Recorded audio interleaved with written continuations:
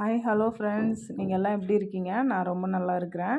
இதில் என்ன பார்க்க போகிறீங்கன்னா, ஒரு சின்ன பிகினர்ஸாக இருக்கிறீங்க. இப்போ தான் நீங்கள் வந்துட்டு டைலர் கற்றுக்கவே போகிறீங்க. இனிமேல் தான் நான் கற்றுக்கவே ட்ரைனிங் எடுத்துக்கணும்.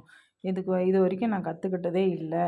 இப்போ தான் நான் வந்து டைலரிங் கிளாஸ் போகலாம் அப்படின்னு சொல்லிட்டு நினைக்கிறேன். அப்படின்னு நினைக்கிறவங்களுக்கு உங்களுக்கு அவங்கள மாதிரி ஆளுங்களுக்கு தான் இந்த வீடியோ.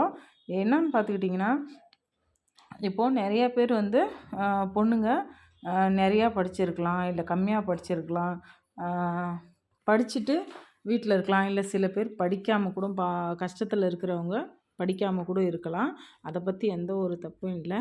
ஆனால் டைலரிங் கிளாஸ் போகலாமா வேணாமான்ற ஒரு சந்தேகம் இருக்கும் எம்மா பேருக்கு. நீங்கள் எல்லாம் வந்து டைலரிங் கிளாஸ் தாராளமாக போகலாம். ஏன்னு பார்த்துக்கிட்டிங்கன்னா, இது எந்த நேரத்துலையும் நம்ம வீட்டிலேயே இருந்தாலும் நம்மளுக்கு ஒரு சம்பாத்தியத்தை கொடுக்குற ஒரு தொழில். இது நல்லா நிறைய படித்தவங்களும் இந்த தொழிலை எடுத்து செய்கிறாங்க, ஒன்றுமே படிக்காதவங்களும் இந்த தொழிலை எடுத்து செய்கிறாங்க. நிறையா படிச்சுட்டு ஒரு ஆஃபீஸுக்கு போகிறவங்க சம்பளத்தை இந்த ஒரு மிஷின் நம்மளுக்கு கொடுத்துரும். அதனால் நீங்கள் நம்பி டைலரிங் கிளாஸ் போகலாம். நிறைய படிச்சிருந்தா பரவாயில்ல, டைலரிங் கிளாஸ் போயிட்டு தான் பாருங்களேன். ஒரு டைம் நீங்கள் போயிட்டு கொஞ்ச நாள் ட்ரைனிங் எடுத்துக்கிட்டு இருந்தீங்கன்னா நீங்கள் வெளியில் யாருக்கும் தைச்சி கொடுக்க வேண்டிய அவசியமே இல்லை. உங்கள் வீட்டில் இருக்கிறவங்களுக்கு இங்கே தைச்சி கொடுத்தாலே போதும். ஏன்னு பார்த்துக்கிட்டிங்கன்னா, இப்போ நம்மளே ஒரு துணி எடுக்கிறோம், ஒரு நைட்டி, ஒரு டாப்பு, ஒரு சுடிதாரு, இல்லை ஒரு பேண்ட்டு, இல்லை நாளைக்கு கல்யாணம் ஆகி குழந்தைங்க இருந்துச்சு அப்படின்னா அந்த குழந்தைங்களுக்கு ஒரு துணியை தைக்கணும், நம்மளுக்கு ஒரு சாரியோட ப்ளவுஸை தைக்கணும் அப்படின்னு சொன்னாலும், ஒரு டிசைனாக நம்ம தைக்கணும் அப்படின்னு நினச்சாலும் எல்லாத்துக்குமே பேஸ் வந்துட்டு டைலரிங் கிளாஸ் தான். நீங்கள் அதே மாதிரி போகணும் அப்படின்னு சொல்லிட்டு ஆசை இருந்தாலும் சரி, ஆசையே இல்லை எனக்கு துணி தைக்க போகணுன்ற ஆசையே இல்லை அப்படின்னு நினைக்கிறவங்களா இருந்தாலும் சரி, ஒரே ஒரு தடவை நீங்கள் போங்க டைலரிங் கிளாஸ்க்கு. போயிட்டு ஒரு வாரம் செஞ்சு பாருங்கள், உங்களுக்கே அது பிடிச்சி போகும். சும்மா நம்ம வீட்டில் உட்காந்துருக்கிறதுக்கு மாதம் ஒரு 1000 ரூபாயை கட்டிட்டு, இப்போலாம் மாதம் 1000 ரூபாயில சொல்லித்தராங்க எவ்வளோ பேர். ஒரு 1000 ரூபாயை கட்டிட்டு நீங்கள் வந்துட்டு போகிறத பற்றி ஒரு தப்பும் இல்லை. ஃப்யூச்சருக்கு இது உங்களுக்கு ஒரு சம்பாத்தியத்தை கொடுக்கும். ஏன்னு பார்த்துக்கிட்டிங்கன்னா, நான் அப்படி தான் சும்மா ஒரு டைம் பாஸ்க்கு நான் டைலரிங் கிளாஸ் போனேன். நான் 10th வரைக்கும் தான் படிச்சிருக்கேன். அதுக்கு மேலே நான் படிக்கலை. அதுவே கூட நான் ஃபெயில் ஆகிட்டேன். நான் ஒன்றும் பாஸ் ஆகிட்டு அதிகமாகலாம் படிச்சிருக்கிறேன்லாம் நான் சொல்ல முடியாது. நான் வந்து 10th தான் படிச்சிருக்கேன், அதுவும் ஃபெயில் ஆகிட்டேன். அப்படி இருக்கும்போது அதுக்கடுத்தது என்ன, ஊர் சைடு இருக்கிறவங்க பார்ப்பாங்க, அவ்வளோதான் பொண்ணு, அவ்வளோதான் படிப்பு முடிச்சாச்சு, பெரிய படிப்பு, இந்த படிப்பு முடிச்சாச்சு, இதுக்கு மேலே கல்யாணத்தை பண்ணி வைக்கலாம் அப்படின்ற ஒரு முடிவுக்கு வந்துடுவாங்க. அதனால் அதுலேருந்து தப்பிக்கிறதுக்கு என்ன வழி அப்படின்னு பார்க்குறதுக்கோசரம் நான் சும்மா ஃப்ரெண்ட்ஸுங்க கூட முடிஞ்ச வரைக்கும் ஜாலியாக சுற்றுறதுக்கு தான் நான் பார்த்தேன். எனக்கு வந்துட்டு ஃப்ரெண்ட்ஸுங்களோட விளையாட பிடிக்கும். இன்னொன்று பார்த்துக்கிட்டிங்கன்னா, பஸ்ஸில் போக எனக்கு ரொம்ப ரொம்ப பிடிக்கும். அப்படி இருக்கும்போது என்னோடய ஃப்ரெண்டு வந்து பஸ்ஸில் போய் பக்கத்து ஊரில் ட்ரைனிங் எடுத்துக்கிட்டு இருந்தா டைலரிங் கிளாஸு. அப்போது டெய்லி பஸ்ஸில் போகணும் வரணும் இல்லையா, அந்த ஒரே ஒரு காரணத்துக்காக தான் அந்த டைலரிங் கிளாஸை கற்றுக்கிட்டேன். மற்றபடி எந்த ஒரு காரணம் இல்லை. ஆனஸ்ட்டாக சொல்லணுன்னா, பஸ்ஸில் போகிறதுக்காக மட்டுமே நான் வந்து டைலரிங் கிளாஸ் கற்றுக்கணுன்னு ஆசைப்பட்டேன். அதே மாதிரி டெய்லி பஸ்ஸில் போயிட்டு வந்து தான் நான் டைலரிங் கிளாஸ் போனேன். அங்கே போக போக எனக்கும் கொஞ்சம் பிடிச்சி போச்சு. பிடிச்சி போனதால் நான் அங்கே தைக்க ஆரம்பித்தேன். அங்கேயும் நிறையா பொண்ணுங்க, என் வயசு பொண்ணுங்க ஃபுல்லாக எல்லாருமே என் வயசு பொண்ணுங்களாக இருந்தாங்க. ஒரு சிலர் கொஞ்சம் வயசு அதிகமானவங்களும் வந்தாங்க, கல்யாணம் ஆனவங்க, குழந்த பிறந்தவங்க அப்படின்னு இருக்கிறவங்களும் வந்தாங்க.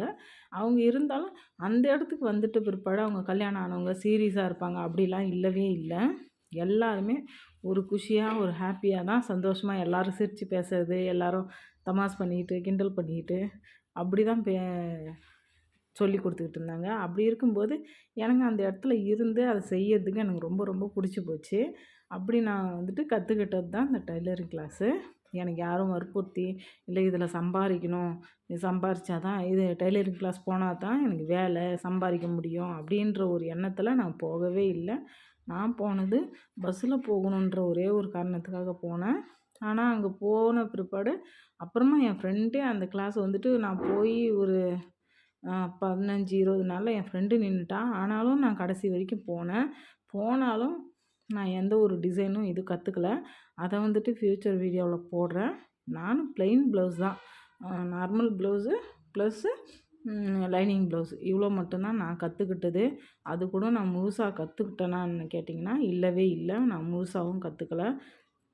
ஓரளவு பேசிக்ஸ் மட்டும் எனக்கு தெரியும். எப்படி லைனிங் போடணும், எப்படி தைக்கணும், எப்படி ஸ்டிச் பண்ணணும் அப்படின்றத மட்டும் தெரிஞ்சுக்கிட்டு நான் விட்டுட்டேன். அதுக்கு மேலே நான் கற்றுக்கவும் இல்லை. அப்புறம் வந்து ரொம்ப வருஷம் கழித்து டைலரிங் கிளாஸ்லாம் போயிட்டு அப்புறம் 2, 3 வருஷம் கழித்து தான் எனக்கு கல்யாணமும் ஆச்சு. ஆனால் கல்யாணம் ஆன பிற்பாடும் நான் வந்து துணி தைக்கல. அதுக்கப்புறம் ஒரு 3 வருஷம் 3 வருஷம் கிட்டத்தட்ட 3 வருஷமாக நான் எந்த துணியும் தைக்கல. ஏன்னா கல்யாணம் ஆகிடுச்சி. அப்புறம் குழந்த பிறந்துச்சு. ஃபஸ்ட்டு குழந்த, அப்புறம் 2வது ஒரு பொண்ணு. 2 பேருமே பிறந்துட்ட பிற்பாடும் துணி தைக்கணுன்ற இன்ட்ரெஸ்ட்லாம் எனக்கு வரவே இல்லை. அப்படி வராமல் வந்து ஒரு டைமில் நான் துணி தைக்கணும்னு இறங்கும்போது சுத்தமாக நான் கற்றுக்கிட்டது எல்லாமே எனக்கு மறந்து போச்சு. மறந்து போய் அதுக்கப்புறம் நான் மறுபடியும் என் ஃப்ரெண்டுக்கிட்டே போனேன். அந்த பாதியில் நின்ன ஃப்ரெண்டு வந்துட்டு அவள் கற்றுக்கிட்டாளே, என் கூட தான் கற்றுக்கிட்டா. அப்போ அவள் எப்படி தைக்கிறா, எப்படி போகிறான்ட்டு அவள் கட்டிங் ஒரு நாள் பார்த்தேன். அவ்வளோதான். எப்படியும் நம்ம கற்றுக்கிட்டது நம்மளுக்கு மறந்து போகாது. அந்த டைமுக்கு அது எப்படி பண்ணணுன்றத அது மறந்து போகும். அவ்வளோதான். எல்லாமே ஸ்டோர் ஆகிட்டு தான் இருக்கும். அப்படி எனக்கு எல்லாமே ஸ்டோர் ஆகிட்டு மண்டையில் இருந்துச்சு.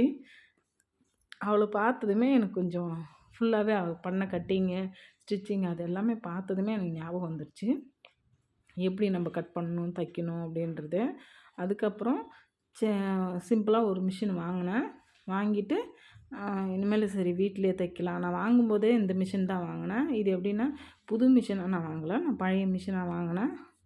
அந்த ஸ்டோரி இப்போ வேண்டாம் விடுங்க, அதை நான் இன்னொரு டைம் சொல்கிறேன்.